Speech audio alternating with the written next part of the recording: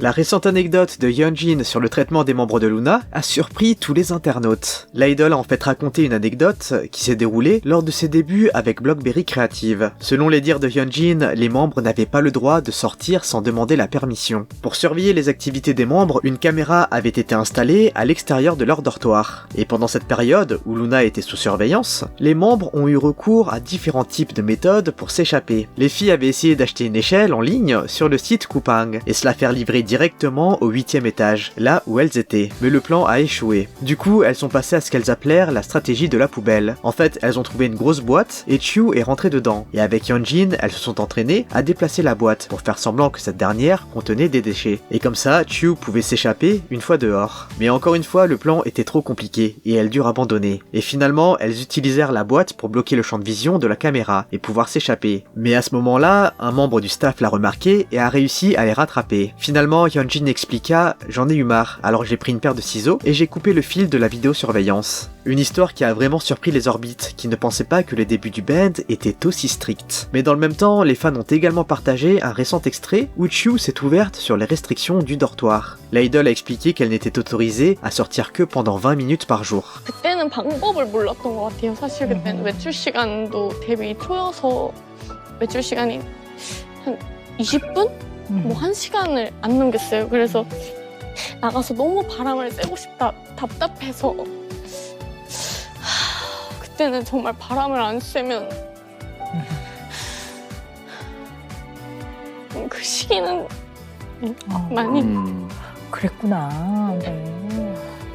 En fait, Yeonjin voulait surtout raconter une anecdote pour amuser les fans, c'est pourquoi elle parla des différents plans. Mais les orbites ont ressenti de la colère contre le label, pour ce traitement quasi inhumain. On pouvait lire en ligne, ils ont imposé un comportement qui constitue une violation des droits de l'homme. Ils sont dégoûtants et abusifs, j'ai besoin que les autres filles soient aussi libérées. S'ils font ça, je me demande à quel point les filles ont été maltraitées tout au long de leur carrière. C'est comme si tout était dévoilé. Je ne peux pas digérer cela. Vous en pensez quoi, vous ? Dimanche dernier, on vous a parlé de la controverse autour des Naipen et des backdancers féminins qui n'étaient pas les bienvenus selon les Enjin. Eh bien, il semble que les fans continuent à critiquer le label pour leur choix artistique. Pour rappel, en début de semaine dernière, le studio Choom avait teasé la dance version de Bite Me avec des backdancers féminins. Mais le clip a été reçu négativement par les fans, qui ne voulaient pas que les garçons dansent de manière si rapprochée avec des filles. Le fandom a même envoyé un camion de protestation devant la Hybe pour manifester leur mécontentement. Et ce 25 mai, les fans ont remarqué un autre comportement problématique. Les garçons ont enregistré la performance destinée à l'émission M Countdown de la Mnet. Cependant, les Enjin ont remarqué qu'il y avait deux photos de fin distinctes pour la performance des Naipen. Une dans laquelle on ne voit que les garçons, et une autre dans laquelle les filles sont présentes cette fois. Et en fait, il semblerait que l'émission avait fait semblant de prendre une photo uniquement avec les garçons lorsque les fans étaient là, et ont pris une nouvelle photo de fin après que les fans aient quitté le studio. Une fan a témoigné en disant « Je me demandais pourquoi je n'avais pas vu cette photo. Maintenant que j'y pense, quand j'étais à la session de pré-enregistrement, ils ont fait partir tous les danseurs, et seuls les 7 membres ont pris la photo de fin. Je me demandais pourquoi ils mettaient les fans dehors si rapidement lors du pré-enregistrement. » Les internautes affirment que cela semble être la réponse du label aux fans mécontents du contact physique que les membres ont avec les danseuses. Après avoir vu ce post, d'autres netizens et fans ont rejoint la communauté en ligne pour partager leur avis sur la question. On pouvait lire parmi les commentaires « Je ne comprends vraiment pas pourquoi l'agence se bat avec les fans comme ça. Ils ont en fait trompé les fans lors du pré-enregistrement du programme pour leur faire croire que le groupe avait filmé la fin sans les danseuses. Pourquoi ils ont fait ça? Ils auraient pu simplement filmer la fin sans les danseuses. L'agence est tellement bizarre. » Les amis, je vous interromps quelques secondes juste pour m'assurer que vous soyez bien abonnés. Ça vous prend un clic et nous, ça nous motive énormément dans notre travail. Et si vous êtes déjà abonné, n'hésitez pas à mettre un like à la vidéo. Mais Belift n'est pas le seul à être critiqué cette semaine, car Hwasa fait également face à une controverse de son côté. Il y a de cela quelques jours, la membre de Mamamoo a été invitée à un festival universitaire, où elle a pu performer le titre Don't Give. Cependant, l'idol a rapidement été critiquée pour être allée trop loin, en faisant un geste jugé trop provoquant et vulgaire. Hwasa a surtout été critiquée parce que ce genre de comportement a encore moins sa place dans un festival étudiant, et les netizens ont largement dénoncé ce geste. Pourtant, il s'avère que la membre de Mamamoo fait encore une fois face aux critiques pour un geste jugé lui aussi vulgaire. Mamamoo est en pleine tournée mondiale en se produisant en ce moment même aux États-Unis. Et ce 23 mai, des images du concert de Mamamoo à Nashville, une étape de leur tournée, ont été partagées. Dans la vidéo qui est devenue virale sur Twitter, on voit un court extrait de Hwasa en train de soulever son crop top pour révéler ses sous-vêtements.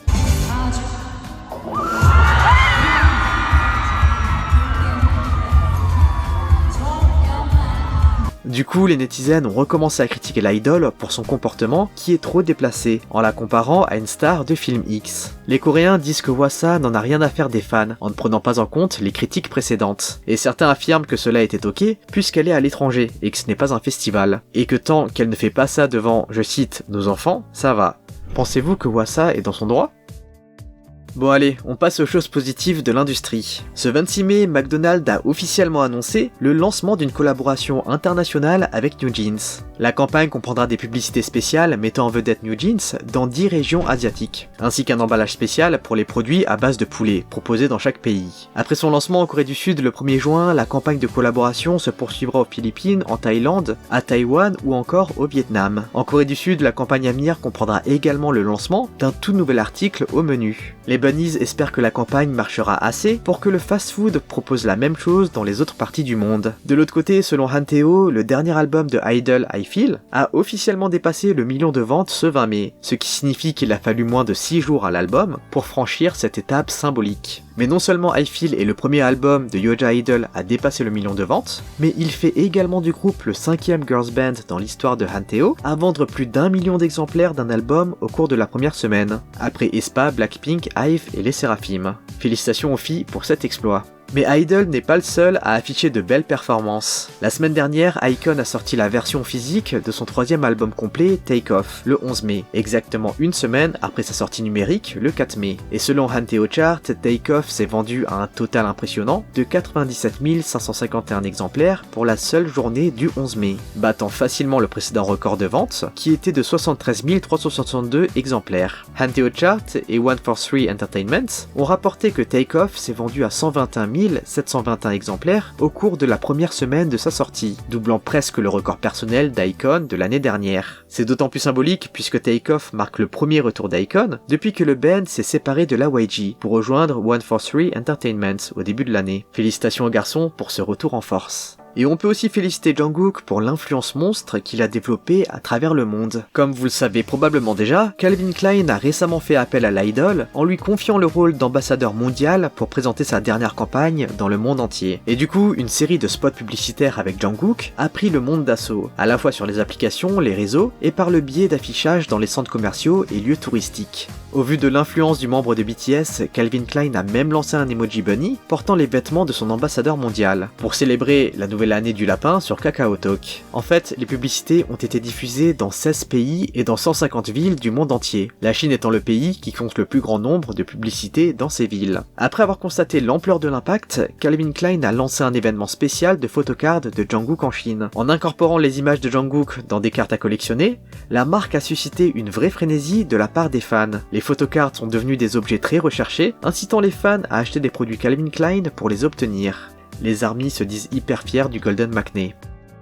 Mais de l'autre côté, le fandom est également énervé concernant la récente situation de Suga. Ce 24 mai, le membre de BTS a quitté l'aéroport d'Incheon pour se rendre à l'étranger, afin de poursuivre sa tournée D-Day. Lorsque Suga est parti, les ARMY se sont assurés de bien mettre en garde tout le monde, afin d'assurer un minimum d'intimité à l'idol. Et malgré l'effort du fandom, plusieurs photos de Suga arrivant à l'aéroport ont été divulguées. Dans le post dénonçant cette intrusion, les fans expliquent que beaucoup de clichés proviennent en fait du staff ou des membres du personnel, qui auraient eu l'info que Suga serait à l'aéroport à ce moment-là. En fait, les fans voulaient vraiment laisser un peu de répit à l'idol et que sa vie privée soit respectée. Mais le staff a quand même bombardé Yoongi de flash photos, alors que cet emploi du temps était censé être privé. Le fandom exige des explications de la part des employés concernés, tels que ceux de la société de voyage et de l'aéroport. Les fans sont également furieux de voir que quelqu'un qui avait accès à l'emploi du temps de l'idol ait fait exprès de les divulguer, ce qui constitue une vraie menace pour Yoongi, dont la vie privée est clairement mise en danger. Le fait que les horaires et les déplacements de Suga aient été partagés par le personnel, en particulier ceux qui ne travaillent pas directement avec l'artiste, a suscité la colère et l'idée que BTS ne peut aller nulle part en toute confidentialité.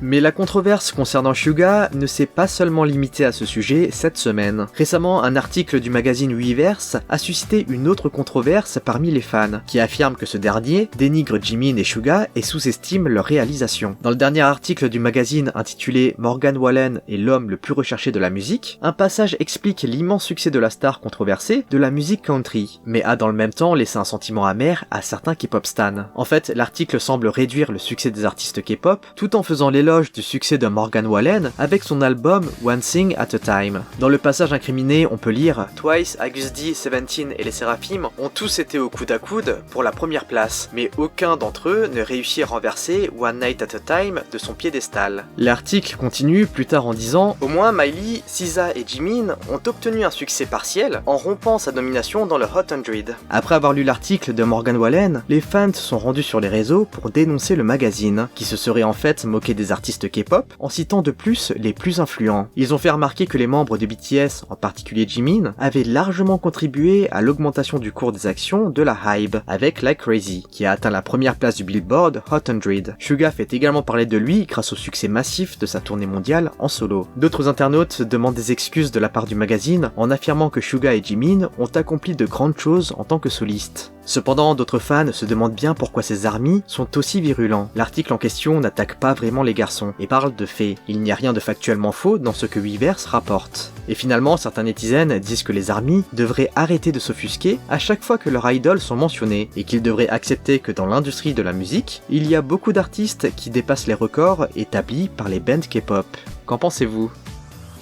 Mais Jungkook n'est pas en reste non plus, et a eu également droit à son lot de critiques de la part des internautes cette semaine. Ce 25 mai, l'idol a organisé un autre de ses livestreams tant appréciés, et au cours de celui-ci, Jungkook a révélé qu'il avait reçu une plainte de la part de ses voisins pour tapage nocturne. En fait, l'idol est connu pour tenir des lives assez tard la nuit, et chanter diverses chansons, et ce serait à cause de ça que ses voisins se sont plaints. Selon Jungkook, ses voisins ne seraient pas en mesure d'entendre son chant car il a insonorisé la pièce, mais ce seraient les vibrations qui causeraient des gènes aux voisins. Jungkook affirme pendant le live « Je ne peux plus chanter fort pendant la soirée, j'ai reçu une plainte qui n'était pas une plainte officielle. Je me suis excusé en disant que j'arrêterais de chanter fort la nuit, donc je ne peux plus chanter fort. » Mais peu de temps après, durant le même stream, Jungkook a recommencé à chanter avec ses fans, oubliant la promesse qu'il avait faite aux voisins. Certains fans ont plaisanté sur l'incident en rigolant du comportement de Jungkook, qui semble ignorer la plainte des voisins. Mais certains netizens ont critiqué le Golden Maknae pour ne pas respecter le voisinage et manquer d'égard envers eux. Il faut savoir que le tapage nocturne et les relations entre voisins sont des sujets très importants en Corée. Il y a beaucoup de plaintes et de problèmes qui sont déclenchés à cause de l'irrespect du voisinage. C'est pourquoi certains netizens ont eu des réactions de la sorte en disant « Il devrait vraiment faire plus attention s'il a reçu une plainte pour tapage. Il est tout à fait normal qu'il fasse attention le soir. Lorsque j'ai commencé à entendre le bruit de mes voisins, j'ai cru que j'allais devenir fou. » Pourtant, de nombreux autres fans ont défendu l'idol. De nombreux amis ont cité le fait que Jungkook avait fait tout son possible pour insonoriser la pièce et qu'il n'était pas fautif. Jungkook n'est pas du genre à créer la controverse. Je me demande ce qu'il s'est vraiment passé. Arrêtez d'inventer des scandales pour rien, il a rien fait de grave. Et vous, qu'en pensez-vous ? Les critiques cette semaine se sont également dirigées vers Chanyeol et Chen. Ce 26 mai, les fans qui soutiennent qu'EXO est un groupe de 6 membres ont publié une déclaration sur les réseaux, en affirmant qu'ils avaient envoyé un camion de protestation devant la SM. Dans la déclaration en question, ces fans affirment « Le fandom d'EXO demande le départ de Chen et de Chanyeol du groupe. Cette demande fait suite à une série de controverses liées à leur vie personnelle, qui, selon nous, ont un impact négatif sur l'image professionnelle du groupe. Depuis janvier 2020, le fandom fait campagne sans relâche pour que Kim Jong-dae et Park Chanyeol quitte EXO. Cependant, SM Entertainment a gardé un silence assourdissant sur la question, et les deux artistes ont continué à se produire sous la bannière d'EXO depuis leur retour du service militaire. Cependant, les réactions dans le milieu de la K-pop concernant le comportement des EXO-L sont mitigées. Certains netizens estiment que le fandom dépasse les bornes et ne devrait pas demander le retrait des membres comme ça, mais d'autres disent comprendre le fandom et leur volonté de retirer Chen et Chanyeol. En ligne, on pouvait lire des commentaires comme « Les fans sont si malheureux, l'agence devrait les écouter. Je suis d'un autre fandom, mais je comprends ce que ressentent ses fans. Le fait que Chen se marie n'est pas le problème, mais la façon dont il s'y est pris en est un. » Mais le fandom international, lui, a un avis plus tranché. En fait, ce que certains EXO-L étrangers disent est que l'unique raison pour laquelle le fandom veut le départ de ses deux membres est à cause de leur vie amoureuse. Et certains disent que le fandom coréen devrait grandir et comprendre que les idoles K-pop ont une vie à construire et ne peuvent rester célibataires toute leur vie, surtout lorsqu'ils atteignent les 30 ans.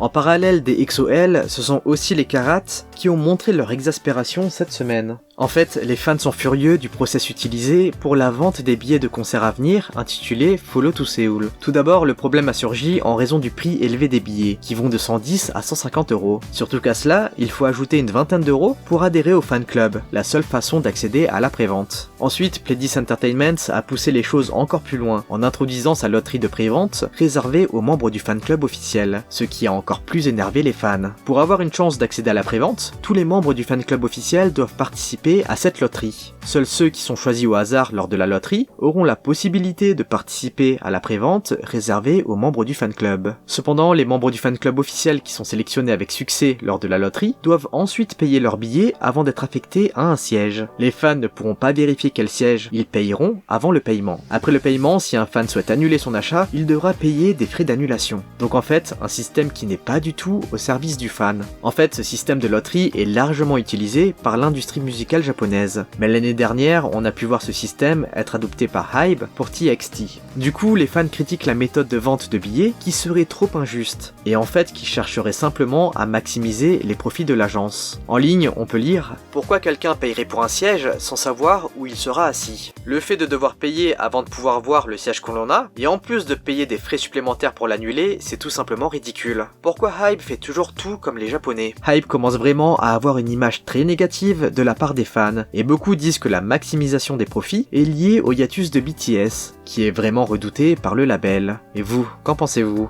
Bon les amis, on se retrouve dimanche pour une prochaine actu K-pop. En attendant, lâchez votre like, abonnez-vous et activez la cloche. Allez, on se dit à toutes et bye bye.